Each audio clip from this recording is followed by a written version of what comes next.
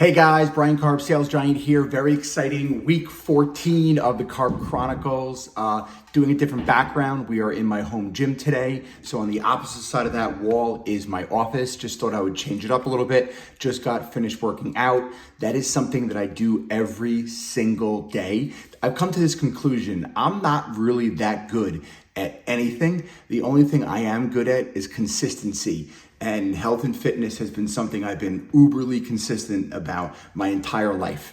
Let's dive right into it. I wanted to thank you guys for that video idea all about hard money. I dropped it in the middle of last week and we had an amazing feedback on that. So please subscribe, thumbs up. This is everything to do real estate and everything to do Karp Ventures and all our businesses, our rentals, everything across the board. So busy week. First thing I want to dive into is since the boys were old enough to really understand things and start talking, which probably was maybe 5 or 6 years ago, I always had something for them, which was if they could save up $250, and at times it was $200, and if they would give me that money, I would take the money for them, and I told them that I would invest it in a piece of the Karp family real estate. And what I did is I said I would give you $5 a month for the rest of your life. And what I was basically trying to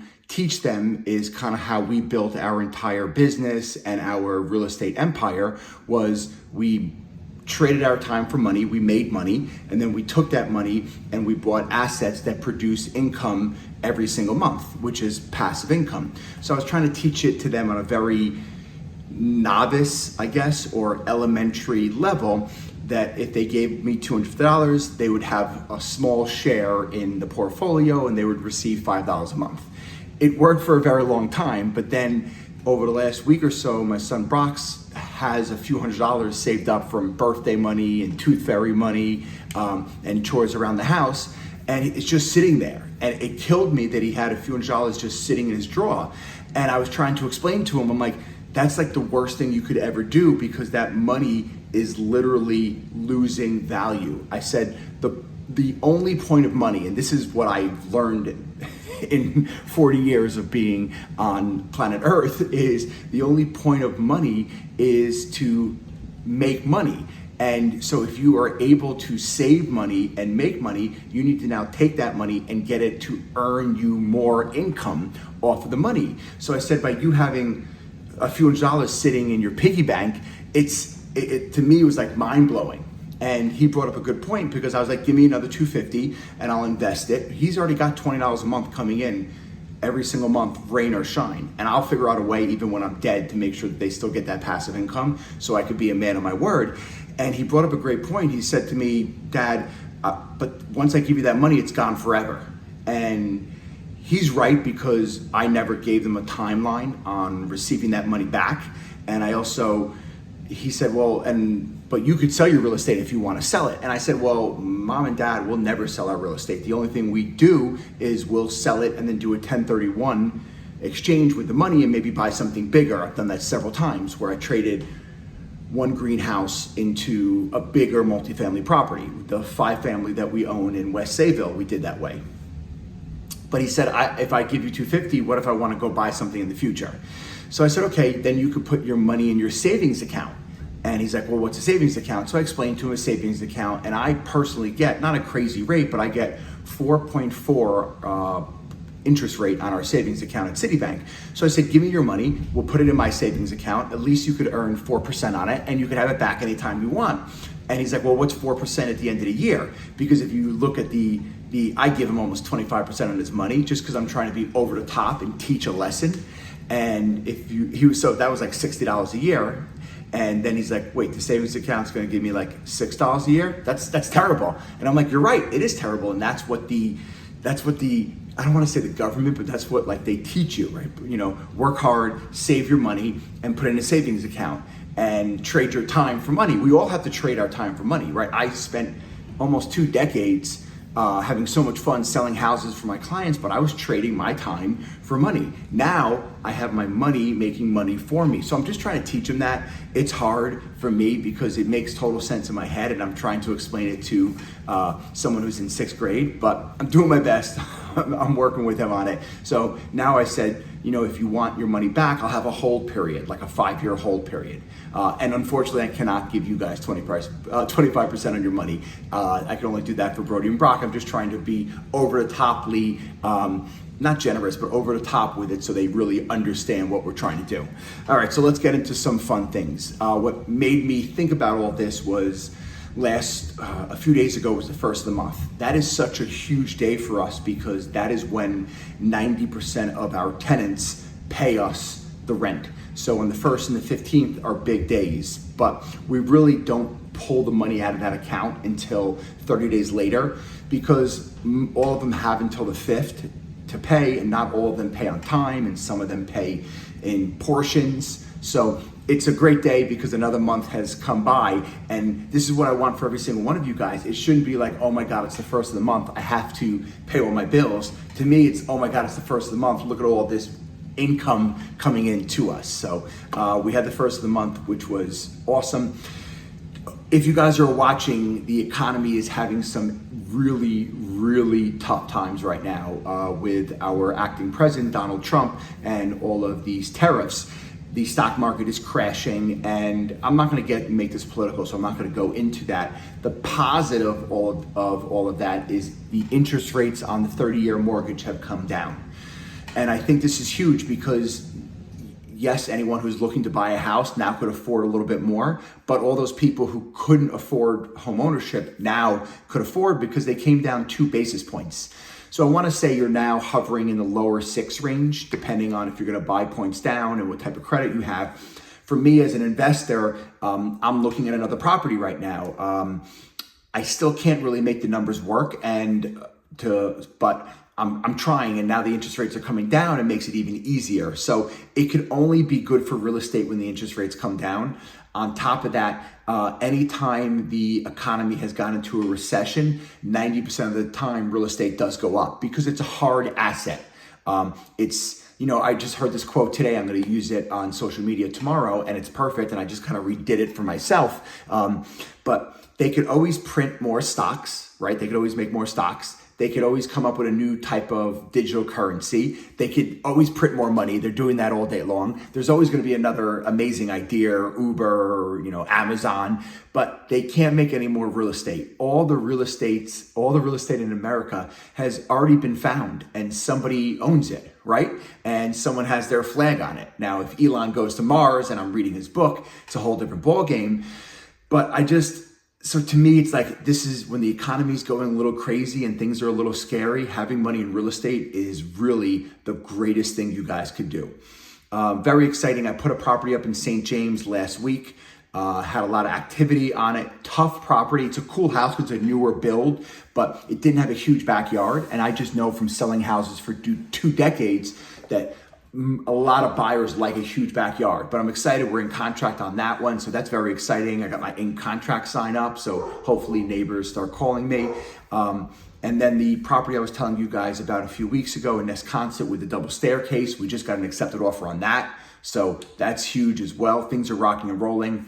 This is really cool. I had an awesome commercial property in Patchogue on the market. It was a mixed-use building. First floor was all offices, and second floor had a legal 1-bedroom apartment. I took it off the market because the owners were CPAs, and this is tax season, so they were crazy. And it turned out a buyer that we showed it to a few months back called us. Their broker called me, really nice guy, and we ended up putting a deal together. So the reason I'm bringing this up to you guys, if you are a business owner, you have to own the space that your business is in. I'm just telling you from somebody who has met with thousands and thousands of business owners. A lot of times when you guys go to retire, your business is worthless or not worth that much. And I'm not saying it to be mean. I'm just saying it that if you could own a piece of real estate, and even if you have to take a mortgage on it and pay it off, it's just going to be such a great asset. So cool. The gentleman who's buying it, I believe owns a bank or has a branch at a bank, and he's going to use it for his lending office. So he has a storefront. So I'm even doing that personally, right? As you guys, I don't know if you guys know, but in Mount Sinai, myself and my partners, we're building a 5,000 square foot office building. I know it sounds crazy that we're building an office building because office is dead. Yes, office is dead in bad locations, but office is still doing really well that is on major roads with great visibility. So I'm doing it and I'm burying my money into it. I really recommend you guys, and I applaud this young man who has the bank or the bank branch is doing it. I think it's a no-brainer, and it's a cool opportunity for my clients who have owned it for a few years, taking some money off the table, and now they could roll it into something else. Let's see what else. All right, so this is really cool. We finally got an email regarding our beach house. So we bought our retirement house / beach house on the North Fork almost 3 years ago. And it's in wetlands. It's on an unbuildable lot. It's on a non-conforming lot. So anything on the property that we try to do triggers a ZBA approval. You need one. So we got the bulkhead done about 6 months ago, and we've been fighting and begging and pleading with South Hill Township to let us do what we want to do, and they finally granted us approval for the exterior work. And it's great because they're going to let us change the roof line. Everything's going to look amazing. They're just so much concerned with you doing anything that could hurt anyone else's property, and they're also so concerned with you doing anything that could hurt the environment. So they did approve it, and we had to hire a land use attorney to do this. But the best part is we're not even done yet. So I'm gonna have a call this week with our architect and our land use attorney, because now I need to, wait for this, I need to find an expediter for wetlands permits. It's like the craziest thing. So now I need to get wetland permits, because even though we're doing the outside of the property, because the property's in the wetlands, I have to have a special permit, and they're gonna deny it. So I really don't even 100% understand the next step. So I'm gonna meet with the attorney, which charges hourly. We're also gonna meet with our architect, and they're gonna tell us hopefully exactly what we need to do. But the biggest thing is they approved it. They're gonna let us move the front door from it's got a cool guest cottage that you guys could rent one day from us. We'll love to have you there. I believe the minimum will have to be 2 weeks, but we'll figure all of that out. So the front door of the guest cottage is right here on Sound Road or County Road 48. So then we get to move it to the side. We get to change the roof line, because on the right-hand side of the property was a flat roof. So now it's gonna have a peak roof, which is gonna look awesome. We can move some windows around. It's gonna be incredible. And it's got over 100 square feet of bulkhead off the back and another 50 feet on the side of a return. So I get a lot of big things that they were concerned about is like rain, water runoff, like I'm just trying to build my dream house there. Another really cool thing is they said they're gonna give us the CO for the main house and for the cottage when we're all done. So the guest cottage was built before there were COs, like so much of the property was built before the zoning came in. So they call it, wait for this, let's see if I can remember. They call it a seasonal guest cottage, or a seasonal cottage, or a seasonal, something seasonal. So we have to look into what exactly that means, seasonal. I know I've seen before seasonal is where you can't have any heat in it, but I should be able to. Well, we got to figure it out. Either way, we're moving in the right direction. And in my opinion, that's all that matters. Let's see what else I got for you guys. The reason it was a coincidence is I had to go out there to do a cost segregation study. I think I said in a different video to you guys that we found out that I had to pay a little bit more tax on the federal side than I was prepared for, which we already had the money saved because we always take off 30% off of every commission check and every venture and put it on the side. But I wasn't ready to pay that, so I did a cost segregation study on this property because it's an investment property. It's actually a property that I did a 1031 exchange on. It's funny, I owned a house in Ronkonkoma that I bought off of auction.com for $180,000. We had to, unfortunately, remove the person who was living there. I probably put like 40 G's into it. I had it for about 5 years. I rented it out to my non-for-profit, and then I ended up selling it for like 500. We rolled that money and some more funds into this beach house, because the beach house was a 7-figure purchase on that end. I do have to complain to you guys a little bit. We own this amazing rental property, And it's so frustrating because I bought it maybe like 6 or 7 months ago. I'm renting it out to our non-for-profit. Our non-for-profit is amazing that we work with. They don't rent all of our properties, but when I can give them a property, I love it because Jess only has to talk to one person. What they do is they lease the rooms to people, and what they do is they work with people who are trying to get back on their feet. They work with people who are trying to have life skills, learning how to cook, learning how to live alone, learning how to show up every day for a job. So we feel like it's great for us because it builds our wealth and our portfolio. It's also a great service to the community.